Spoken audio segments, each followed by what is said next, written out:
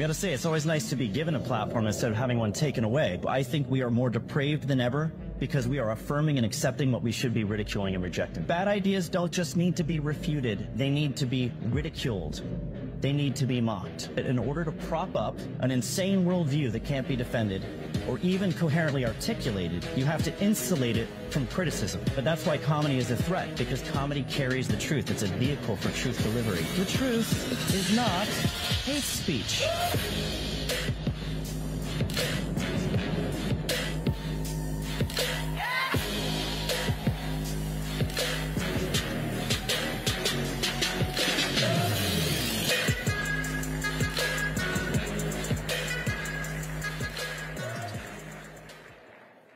Who here is a fan of the Babylon Bee?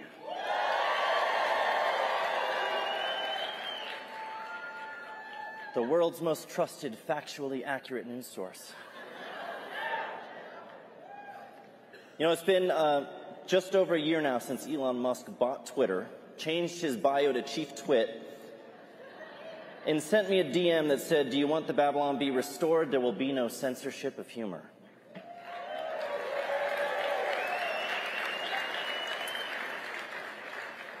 We've been trying to think of a joke worth $44 billion ever since.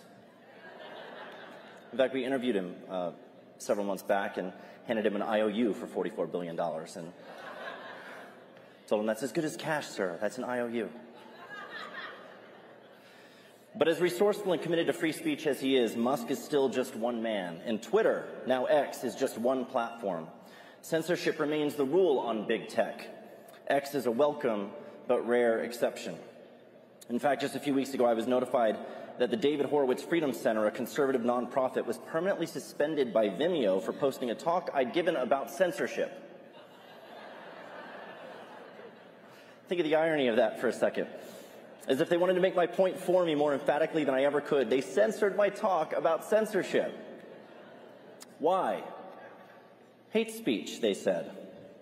I was giving a talk about how the Bee had been censored unjustly for hate speech on Twitter, and they censored it for hate speech. We've reached this point now where you can't even talk about how they're censoring you without them censoring you.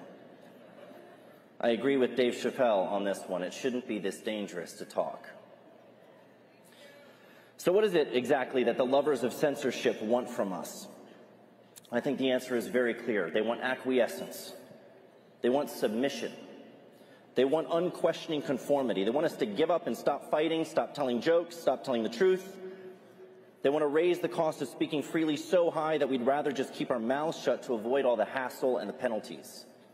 And that would be the easy thing to do, wouldn't it? Just adjust our behavior, fall in line, do our best to play by the rules of wokeness that try to reshape reality itself. It'd certainly be a lot easier than fighting back and risking everything. We'd have no more headaches, no more suspensions, no more disruptions to our revenue streams. And all it would cost us is our integrity.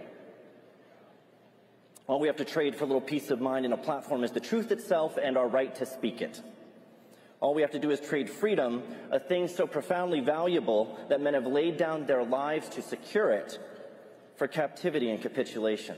Are you willing to make that trade just because it's easier?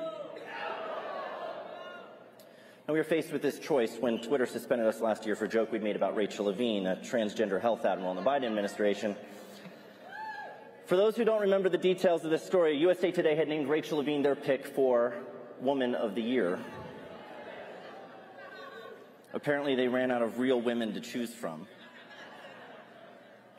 When we looked at that headline, it felt like parody itself. You know, you look at this and it's like, how are you supposed to satirize this? It's like a man in a dress picked for Woman of the Year. This is like a South Park episode. But this is the burden of being in comedy today. You have to somehow manage to come up with jokes that are funnier than what Democrats are doing in real life. It's a tough job. So we started pitching ideas back and forth, and one idea we had was to just mock USA Today's insane choice for Woman of the Year by just accurately referring to Rachel Levine as our pick for Man of the Year.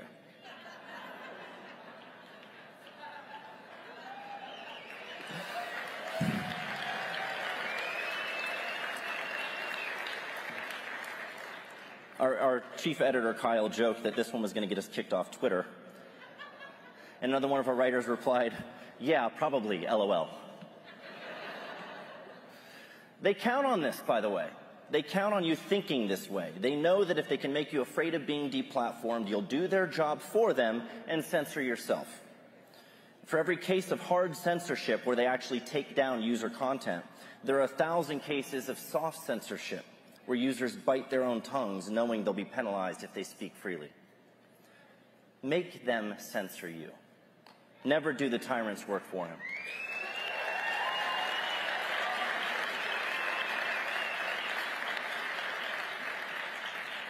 So we took a risk that day and posted the Rachel Levine joke, knowing it might get us in a little bit of trouble. And it wasn't long before trans activists got a hold of this thing and started mass reporting it to Twitter as hate speech. Twitter reviewed it, determined we'd violated their hateful conduct policy, which prohibits misgendering, among other things, and sent us a notice to say that our account had been locked. And as these platforms often do, they gave us a choice. Delete the tweet and you can have your account back. Refuse and your account will remain locked indefinitely. Now, they could have deleted the tweet themselves, and that would have been censorship, for sure. But I prefer that to what actually happened. Instead of deleting it themselves, they told us to delete it. And not only that, we had to check a box acknowledging that we'd engaged in hateful conduct. That's not just censorship, it's subjugation. They wanted us to bend the knee, and we refused.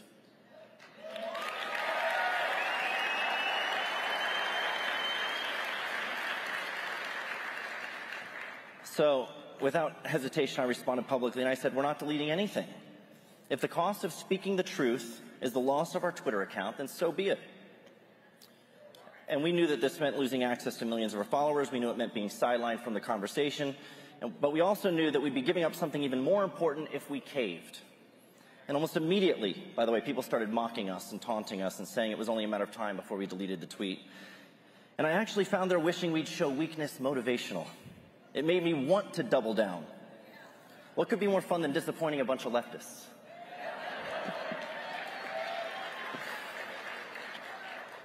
So a couple of days later, we got a call from Elon Musk.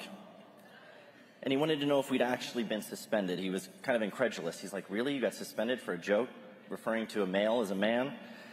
And we explained that, we were locked out. We weren't actually, permanently suspended. We just needed to delete this joke, and then we could get back on the platform. He's like, why don't you delete it? And we explained why.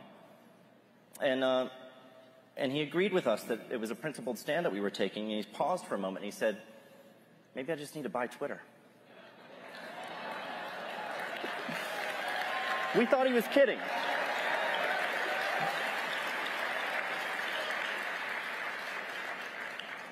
But Musk understands the dangers of censorship. He knows that the freedom to argue and to tell jokes is necessary, not just for the entertainment value, but because bad ideas need to be challenged. They need to be refuted, they need to be ridiculed, or they'll spread like the mind viruses that they are and ruin everything. Now, chief among these mind viruses is wokeness, as you all know, and Musk has called it one of the greatest threats to civilization and cited its spread as one of the primary reasons he was motivated to buy the platform. And I asked him why he thinks wokeness is such a threat, and this was his reply. He said, wokeness at its heart is divisive, exclusionary, and hateful. It gives mean people an excuse to be cruel while armored in false virtue. That's beautifully put, but more importantly, it's true. And we're seeing this play out with the left's attacks on comedy. Mean people, who I refer to as cry bullies, they want to take away our freedom to tell jokes, and they're doing it in the name of protecting others from harm. But they aren't actually protecting anybody. All they're doing is shielding their bad ideas from criticism and mockery. Just like Musk said, wokeness is oppressive cruelty designed to crush dissent, all under the guise of false virtue.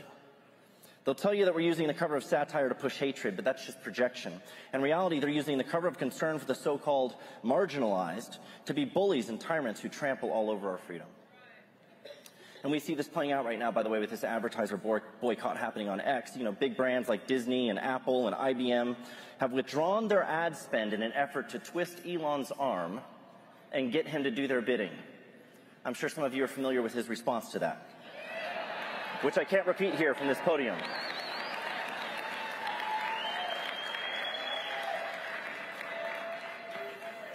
So it's the most amazing clip. If you haven't seen it yet, go look up the clip of Elon Musk responding to an incredulous reporter who was like, "What do you mean you don't want them to advertise anymore? What do you mean?"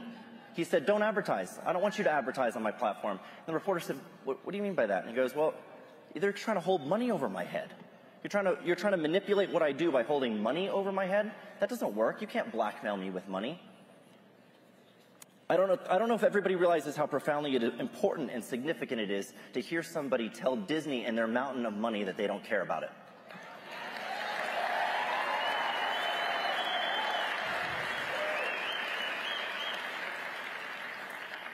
He called out Bob Iger by name and basically said, "I don't care. You can't bully me. You can't silence me. You can't force me to do what you want by holding money over my head." Elon is one of the foremost defenders of free speech right now in this country. And we need to learn from his example. I think one of the most important lessons he's teaching us is that we have to stop caring about what freedom might cost us. They're going to try to raise the price of it so high that no one's willing to pay it. They thought that would work.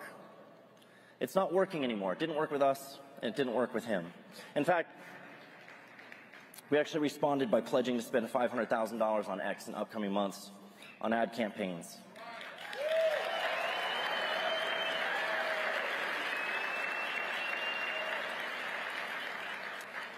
And I wish, that sounds like a lot of money. It's a lot of money to me. It's the maximum we can afford, but it's the least that we can do. We need to support defenders of freedom and reject the leftist lie that we only want more freedom so that we can spread hate. Humor isn't hateful or harmful. I think it's necessary. And there are several reasons why I think we need more of it. First, humor undercuts bad ideas. I've touched on this a little bit already, but it's a point that bears repeating. When someone's trying to get you to take an outrageous claim seriously, I don't know, like men can get pregnant. Did you see, by the way, a student just failed a quiz because he said that men can't get pregnant? That's insane.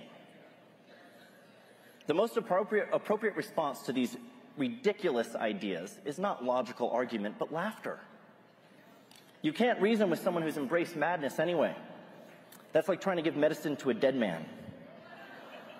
But you can ridicule his bad ideas and show the world just how foolish they are. And I think mockery of this kind is a moral imperative for the obvious reason that bad ideas taken seriously have catastrophic consequences.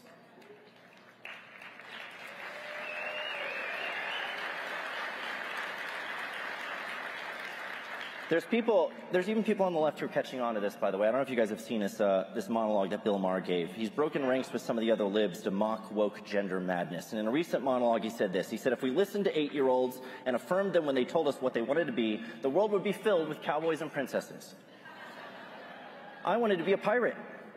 Thank God no one scheduled me for eye removal and peg leg surgery."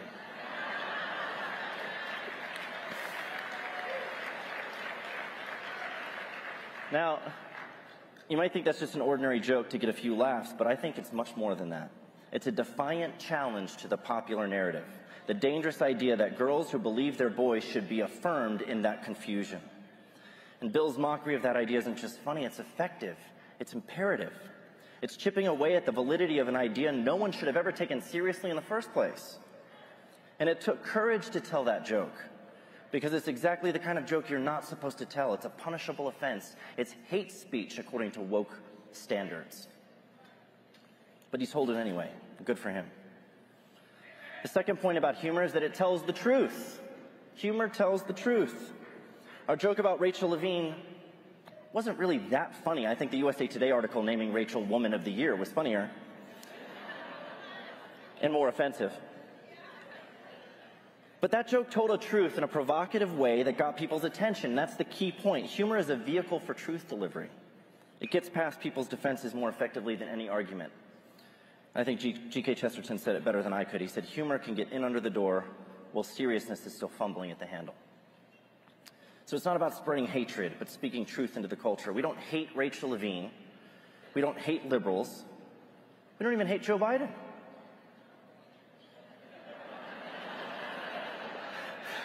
How could you hate Joe Biden? I mean, if you're doing comedy, the guy goes up on stage and said, "I've got 2 words for you. Made in America." And then he shakes hands with no one and falls. You gotta laugh. No, we don't hate any of these people. We just love the truth and the freedom that we enjoy in this country to speak it.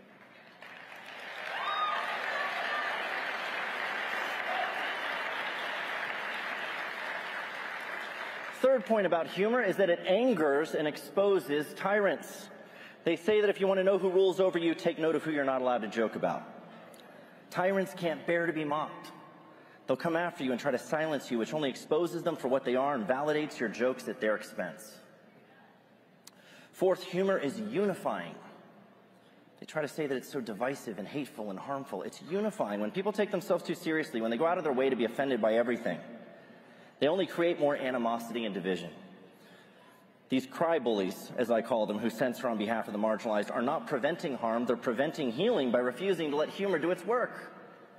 Everyone got along better back when they laughed more, both at themselves and each other. You don't, in fact, have a right to not be offended that trumps everyone else's right to speak freely.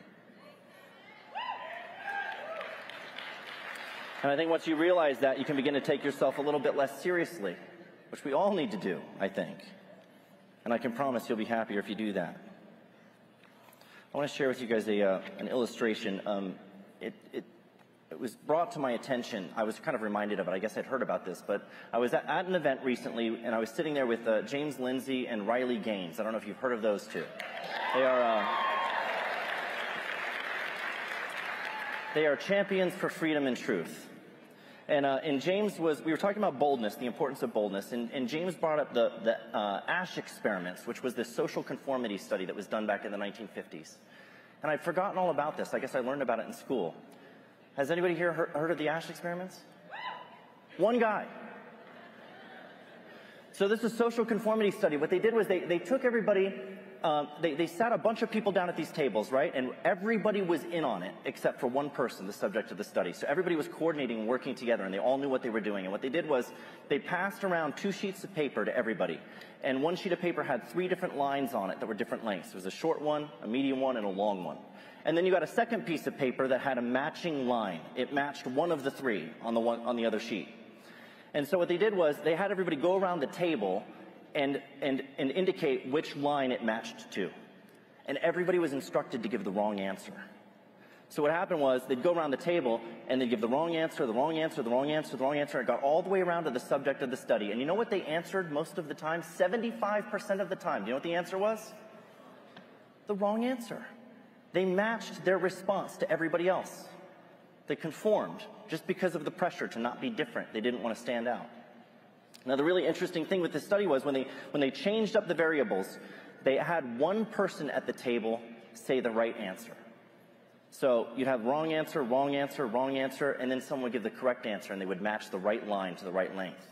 And then it would go wrong answer, wrong answer, wrong answer, and it'd come back to the subject of the study. Do you know what the conformity rate dropped to from 75% just because one person was willing to give the right answer and say the truth? 5%. 5%. That's significant. It dropped from almost everybody conforming just because everyone else was doing it to almost no one conforming. It was as if they were given permission to say what's true just because one other person had been willing to be bold and say what was true. And I think that underscores, the purpose of this illustration is to underscore the importance of speaking the truth boldly, even if it costs you something, especially if it costs you something. Courage is contagious.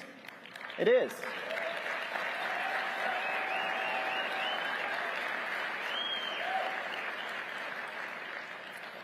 You don't need money or a massive following to make a difference. All you need is a little backbone. Be the one to stand up and say what's true, even if it might cost you something. Do that, and you'll embolden others to follow your lead. All they need is permission. And they say that evil prevails when good men do nothing. And I think that's very obviously true. But it's also true that madness prevails when sane men say nothing. We can't preserve sanity with silence. Thank you.